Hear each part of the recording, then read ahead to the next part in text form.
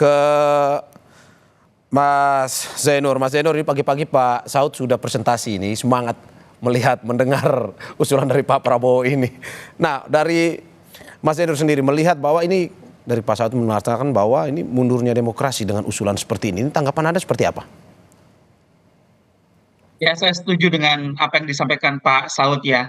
Ya. Sangat berbahaya ketika pemberantasan korupsi dilakukan dengan cara diam-diam menggunakan mekanisme pengampunan yang keluar dari proses hukum, apalagi menggunakan instrumen amnesti, abolisi, rehabilitasi, gerasi gitu ya. Tinggal dipilih mana yang mau dipilih, misalnya amnesti dan abolisi. Ini sangat berbahaya. Kami sudah pernah sampaikan bahwa misalnya amnesti dan abolisi, meskipun harus meminta pertimbangan kepada DPR, ini seharusnya instrumen yang tidak mudah digunakan. Ini instrumen hanya boleh digunakan dalam kondisi-kondisi tertentu untuk tujuan yang sangat besar demi mempersatukan negara.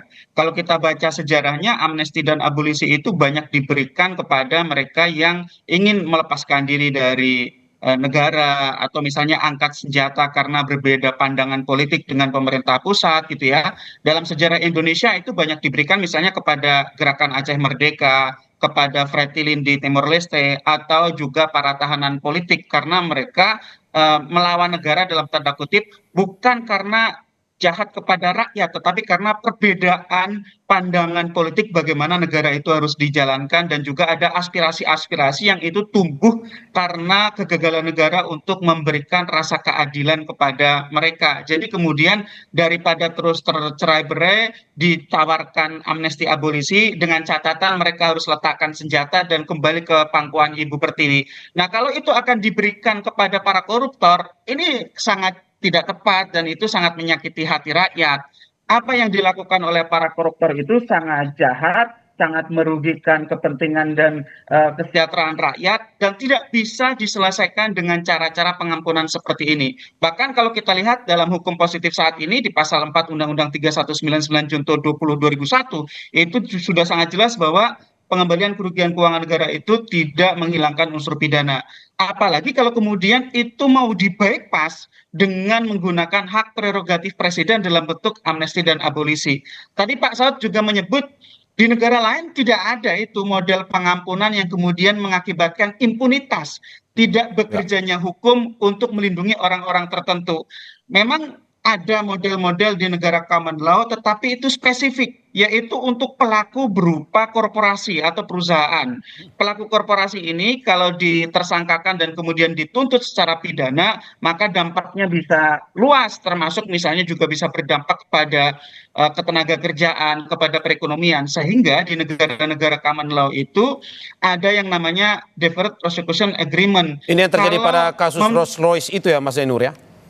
Betul, tadi Ya. sudah disampaikan oleh Pak Saud, waktu itu Rolls-Royce memberikan suap kepada Emir Syahsatar, Direktur Utama Garuda, karena Garuda membeli mesin jet pesawat untuk Garuda. Nah, kemudian dari penegak hukum Inggris tidak melakukan penuntutan pidana karena Rolls-Royce setuju untuk membayar kalau tidak salah 400 juta pound sterling, agar apa? Agar yang pertama menunjukkan komitmen perbaikan, yang kedua itu juga memberikan pemasukan kepada negara, dan yang ketiga ini sebagai bentuk hukuman yang sangat berat dilihat dari cost and benefitnya. Mungkin keuntungan finansialnya hanya sekian, tetapi kemudian denda yang harus dibayar itu Oke. sangat tinggi. Berarti Anda mau bilang bahwa Tetapi ini ingat, lebih itu hanya cocok, untuk korporasi. berarti ini lebih cocok ke korporasi ketimbang ke personal ya, korupsinya? Betul.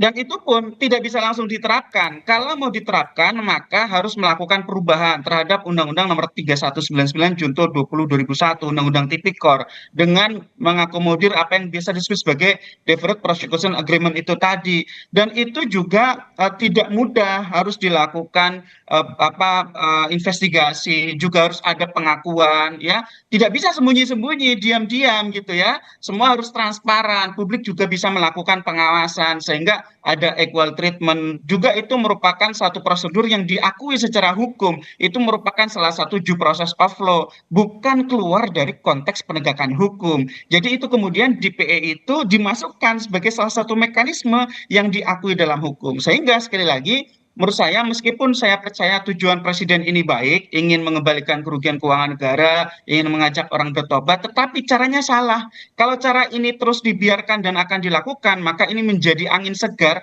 menjadi insentif bagi para pelaku tindak pidana korupsi dan orang tidak akan takut lagi korupsi. Toh besok bisa diampuni kok gitu ya. Sehingga menurut saya daripada memberikan pengampunan dengan metode amnesti abolisi, kenapa kemudian tidak melakukan pemberantasan korupsi dengan tegas dan keras? Misalnya dengan merevisi Undang-Undang Tindak Pidana Korupsi, kriminalisasi illicit enrichment, juga sahkan RUU perampasan aset. Kalau illicit enrichment itu bisa disahkan, maka harta para penyelenggara negara yang tidak dapat dijelaskan asal-usulnya bisa dirampas secara langsung oleh negara gitu Oke, Mas Mario. oke.